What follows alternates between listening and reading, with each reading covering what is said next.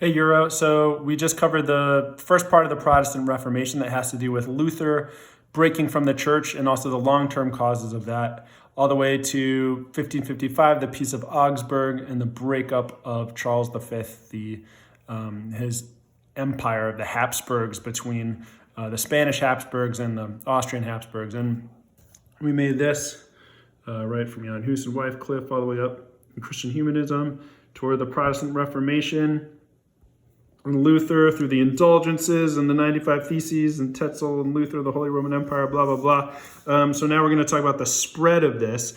And it goes, the places I think of as spreading after the Lutherans, I'd like you to think of England, and then I'd like you to think of John Calvin. And so England first, the person you have to think about is Henry VIII.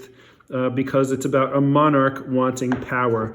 In Luther's case, it was nobles wanting power, the nobles of the Holy Roman Empire, the Junkers, the nobles of the Germanic people in the Holy Roman Empire. But here it's a king wanting control over the church, and he does so because of a crisis of succession. He wants a divorce from his wife, Catherine of Aragon. That's the same Aragon of Ferdinand and Isabella.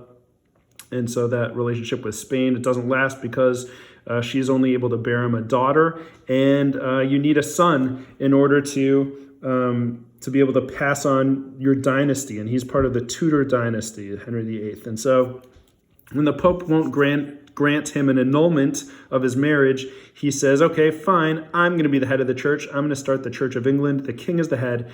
And in 1534, the Act of Supremacy. Now just think of this, 1534, this is roughly, about 15 years after the 95 Theses. And so England is on the heels of splitting with the Catholic Church. And when he does this, even remember back here, Thomas More, who was English and who was asking for the church to reform or to change itself, Thomas More doesn't go along with Henry VIII as being the head of the church. And what does Henry VIII do to Thomas More, his advisor and former teacher? He has him executed and kills him.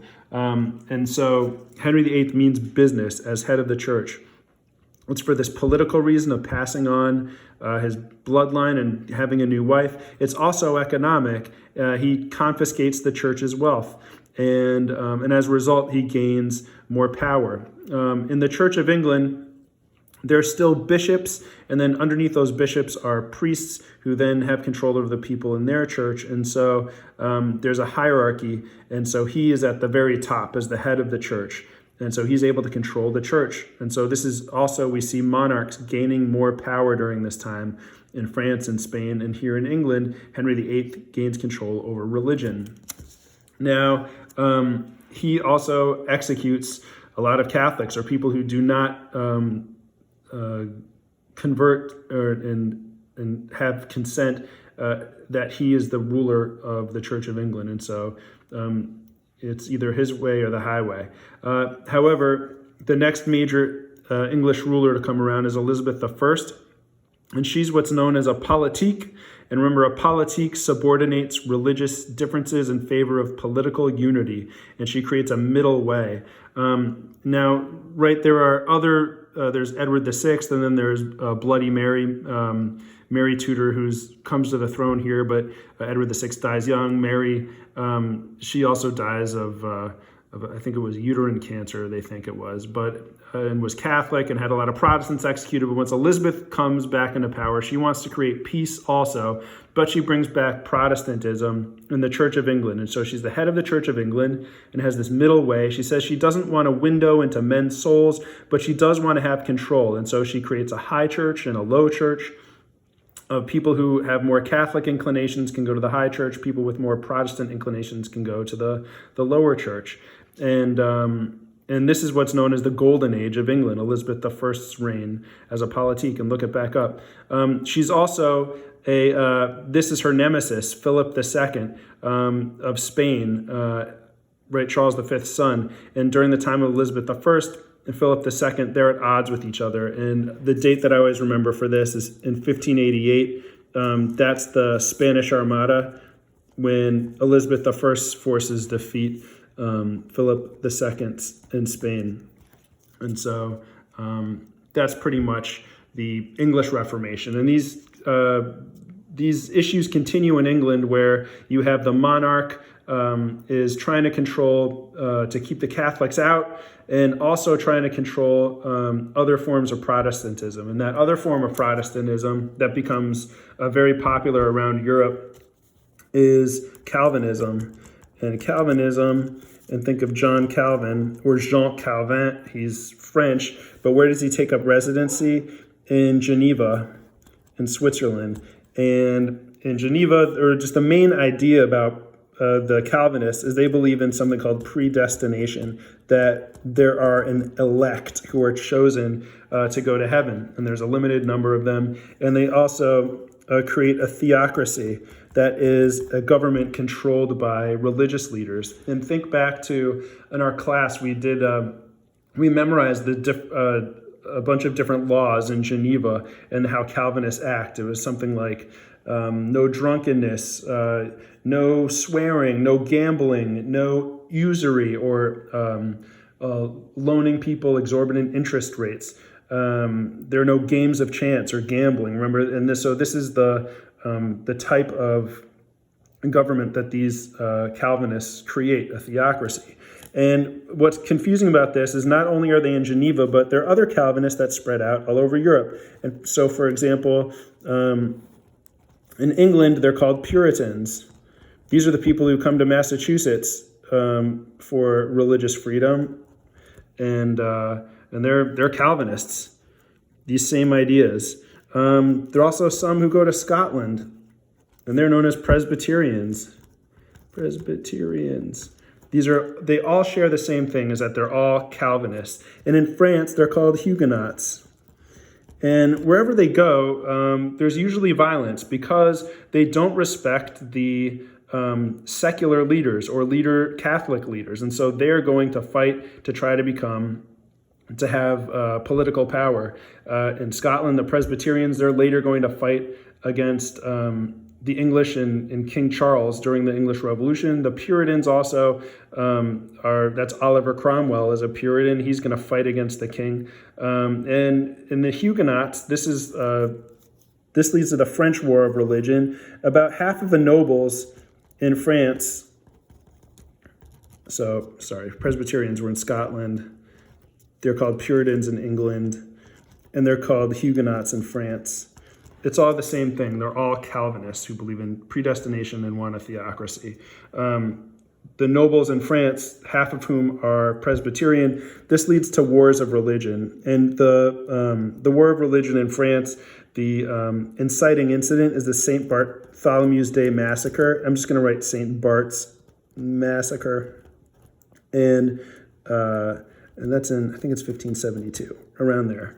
And if you remember this is the de facto leader of France is Catherine de Medici, and her daughter's getting married, and she's going to marry her daughter to Henry of Navarre. And Henry of Navarre is a Protestant, and when he invites all of his Protestant noble friends to the wedding in Paris, Catherine de Medici unleashes the Catholic League and the Duke of Guise and all of these Catholics, who then massacre the Protestants who came there for a wedding, and it unleashes a war of religion in France between the Huguenots and the Catholics.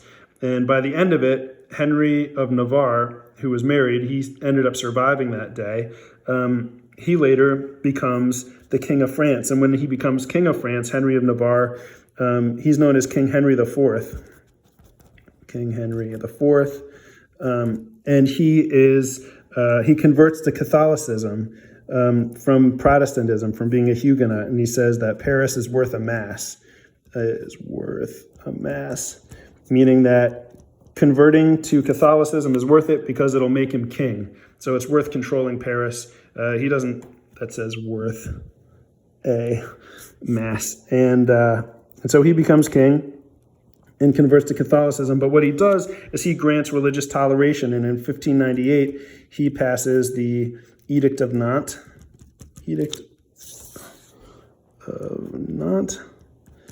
which grants limited toleration to Protestants.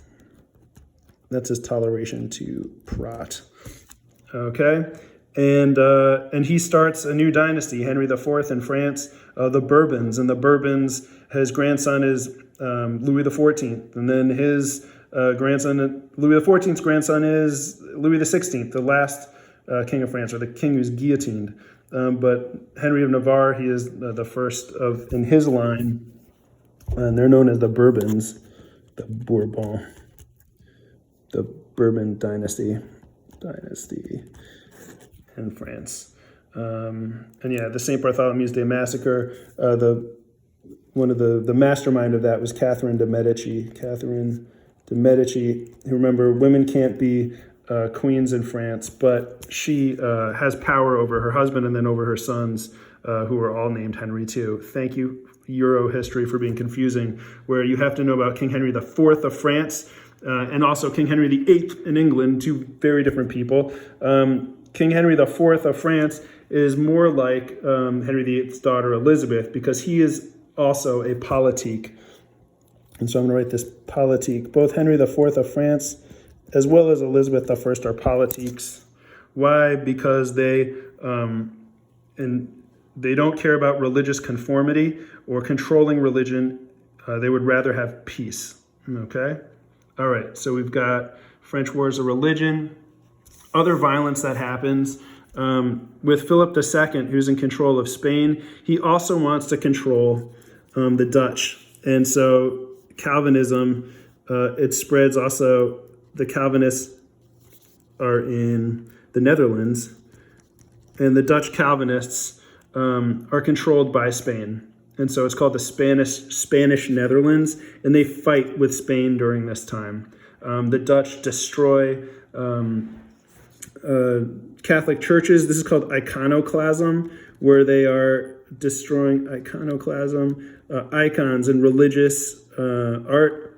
And with this destruction, and they're revolting against the Catholic Church, but also against the Catholic King of Spain. And then he sends in the Duke of Alva for the Council of Blood to destroy the Dutch. And this starts 80 years of war between the Dutch and Spain, which is finally resolved at the Peace of Westphalia at the end of the 30 Years' War.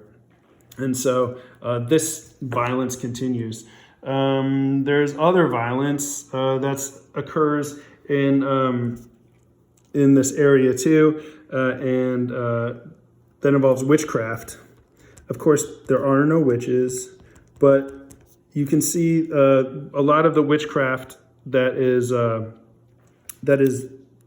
alleged to have happens in mostly these Protestant areas, these places of religious turmoil during the Reformation. And the object of many of these witch trials are women, and it's usually poor women. And they're blamed for fornicating with the devil. They're blamed for curdling milk. They're blamed for just about anything that goes wrong, like crops not growing or cows mooing in a strange way. And so this is mostly in Central Europe, in the Holy Roman Empire, also in Calvinist places like in Scotland. Think about, even if you know the Salem witch trials, that happens with Puritans in New England in the New World. And so witchcraft is other sort of spasms of violence that are happening during this time, where upwards of over 50,000, mostly women, 90% of them are killed. And then finally, you have the Catholic Church. So they just take all of this. No, they have a counterpunch, which is known as the Counter-Reformation. Reformation, or known as the Catholic Reformation. And how do they get back at the Protestants? Well, they do it in a few ways. First, they have something called the Council of Trent, which meets sporadically between 1545 and 1563. And what they do is they reaffirm their faith. That means that they're not going to admit mistakes. Reaffirm faith. They say that the Pope is the supreme leader of the church. They say that to get salvation, you need faith and good works, not just justification by faith alone that Luther argued for. They also decide they get rid of simony, and also of indulgences, although they don't say that they were wrong before. And then there are also elements of the Counter-Reformation, such as there are Baroque art is an example. This is the Catholic Church's blockbuster movies of the time, and they're big, and we saw them at the Getty Museum. They're dramatic. Remember, they're the ecstasy of Saint Teresa writhing in ecstasy as she has a vision of an angel. Similarly, they're martyrdom of people being sacrificed. It's violence and sex, Catholic Church style, with big pieces of art and sculpture like Bernini's David, who's twisting and about to throw the slingshot. And this is trying to get people interested in the Catholic Church, similar to how Martin Luther was spreading his ideas with the printing press and using songs and cartoons to get people back. Will the Catholic Church go even bigger, getting huge works of art to get people back? The other way in which they get people back are through different societies, and the most famous society to come out of this is the Society of Jesus, or the Jesuits, founded by Loyola in Spain, who was a soldier who then converted his life to serving the Catholic Church. And their two major focuses were education as well as missionary work. And so Jesuits would travel around the world, converting people on all the different continents. Remember, in this time period is when the Europeans are dominated in exploring the New World and also Asia. And so on the backs of the conquistadors, you'll find the Jesuits move into to both convert and to educate. And so this is part of the Counter-Reformation. But it's a bit of a little bit too little too late, because there have been major fissures in what used to be unity in Europe. And so we go from religious uniformity of the early 1400s, and of course this is for Western Europe. This doesn't count the Eastern Orthodox Church or the Muslims in the Ottoman Empire, but gradually there's what's called a universal Christendom, or religious uniformity in Europe in the early 1400s, universal Christendom. And by the end, by 1600, over here, the Edict of Nantes, by this time, as you go from 1400 all the way over here, there have been fissures, splits, not just with Luther, but then with the Calvinists and all of their sects too, with the English church, and suddenly you have a lot more, a lot of different types of Christians, of Protestants, who call themselves Lutherans or Anglicans or Calvinists. And those Calvinists call themselves Puritans, or they call themselves Huguenots, or they call themselves Presbyterians or Dutch Reformed. And all of this leads to further violence and further independence movements among different people within Europe, and violence. And so this is later going to culminate in the 30 Years' War. And so the 30 Years' War is related to this, but I'm going to cover it in the unit on absolutism. So we're going to end the Protestant Reformation here.